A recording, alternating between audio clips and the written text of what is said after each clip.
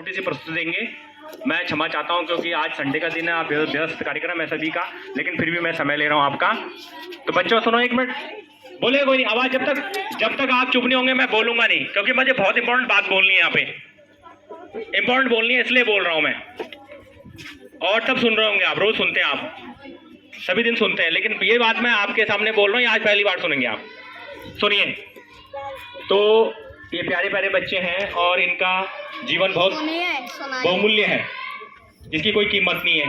और हम जो आवाज़ फिर अंदर से आ रही है, तो हम आज जो करते हैं, हमारे जो शिक्षा विभाग है उसमें मैं आपको ध्यान दिला दूं, थोड़ा सा आपको भी पता होना चाहिए, क्योंकि भारतवर्ष में इस समय विश्व में भारत को जो नंबर है 1 है, सबसे ज़्यादा किसमें है? रोड एक्सीडेंट में सबसे ज़्यादा, भारत में सबसे ज़्यादा रोड एक्सीडेंट होते हैं। और ध्यान रखिए, आपको पता भी नहीं होगा, एक साल में 14 लाख एक्सीडेंट हो रहे हैं, 14 लाख। ये बहुत जानने वाली बात है, क्योंकि ये बच्चे, इस गली के बच्चे मैंने 24 घंटा देखे स्कूटी चलाते हुए, कभी कुछ चलाते हुए पता ही नहीं।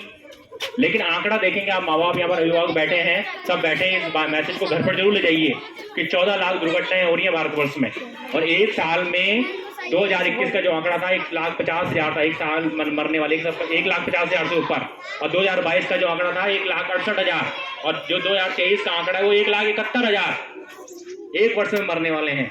और 4,60,000 से ऊपर क्या हो रहा है? घायल हो रहे हैं। घायल का मतलब शरीर से इस प्रकार से हो जाते हैं कि वो ना किसी लायक भी रहते हैं, कुछ लोग ठीक होकर जाते हैं, कुछ नहीं आते हैं, लेकिन जो बिल्कुल डेथ रेट है वो 1,71,000 का है। तो अब कंडीशन ये हो गई है कि और मरने वालों की संख्या सबसे ज़्यादा किसकी? 18 से लेकर 30 वर्ष वालों की ज़्यादा है।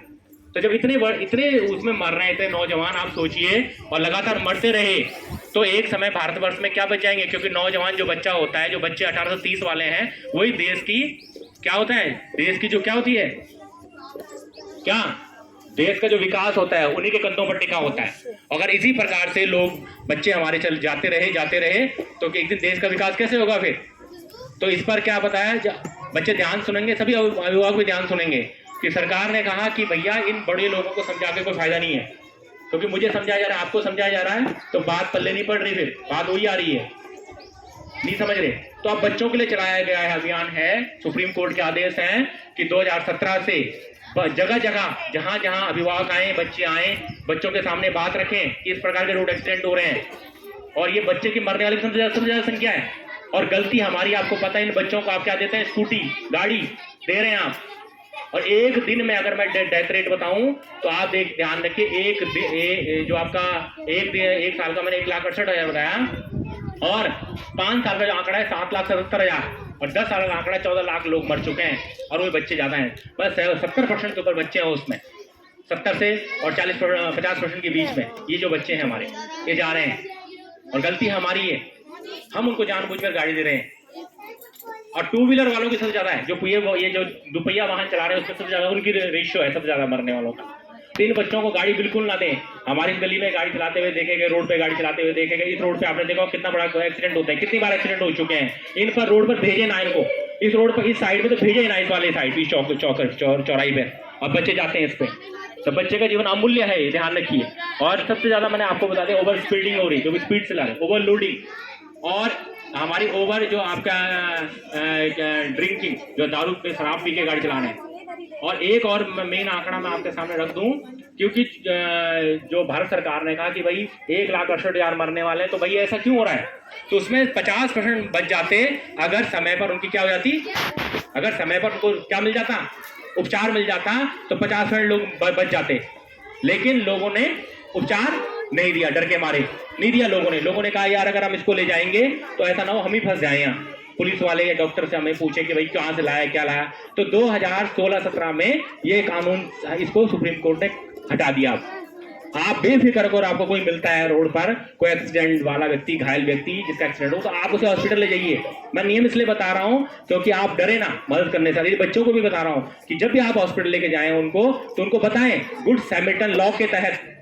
ये चेंज हो गया, सुप्रीम कोर्ट ने चेंज कर दिया कि आप किसी को भी जब अस्पताल में लाएंगे, तो जो व्यक्ति लाएगा, ना थाना ना पुलिस, कोई उससे नहीं पूछेगा तू कहाँ रहता है, कैसा है, क्या है, उससे कोई भी सवाल नहीं होगा, ना ही उसके नाम से कोई थाने में कोई चालान या कुछ इस प्रकार से कटेगा, ना उसके घर में पुलिस आएगी। ये गुड सैमरिटन लॉ है, ये ध्यान रखिए इस बात का।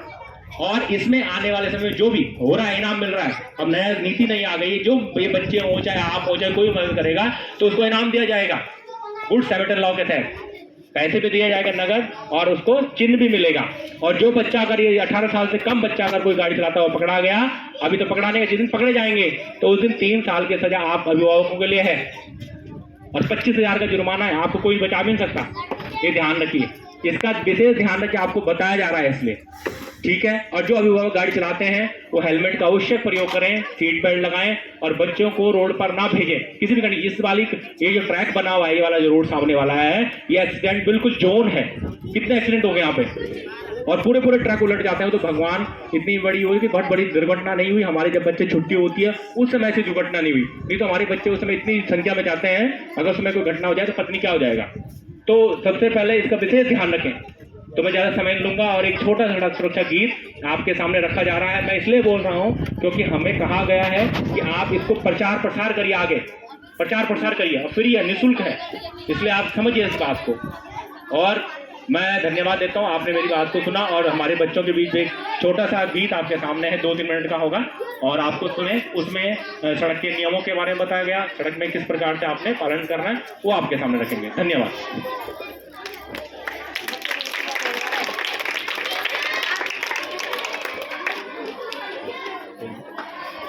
तो